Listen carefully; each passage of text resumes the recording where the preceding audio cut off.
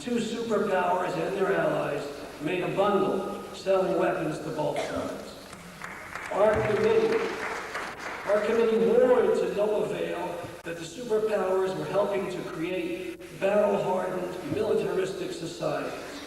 At the end of the decade, when Saddam Hussein was on the ropes, President Reagan sent the Navy and tipped the war in his favor. While Hussein gassed the Iranians and the Kurds, Ronald Reagan and George Bush did nothing.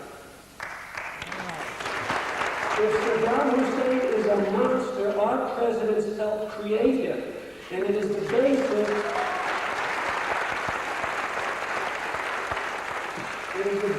of hypocrisy for George Bush to wear the mantle of moral authority when he condemns the wrong.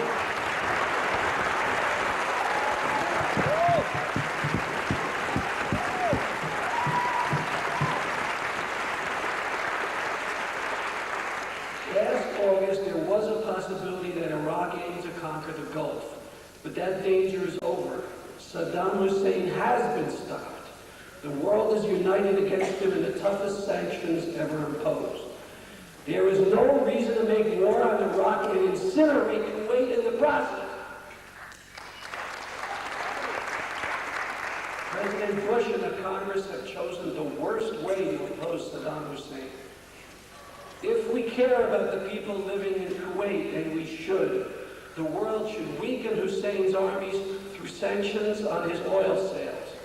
But just as important, we need to cut away the political support he gets from those who see him as a defender of Arabs against the greed of Western imperialism.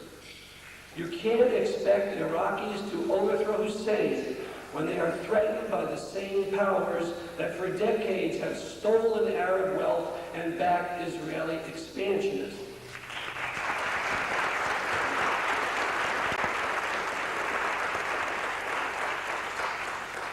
To undercut Hussein at home, U.S. troops should be replaced by an international force under control of the UN General Assembly.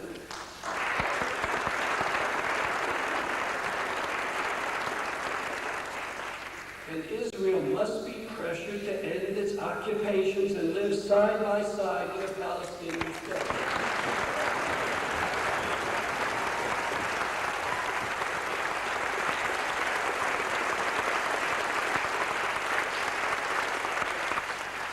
Going to happen this next month is not so much a war as a massive slaughter, and I'm disgusted that Joe Lieberman and the Congress voted for it.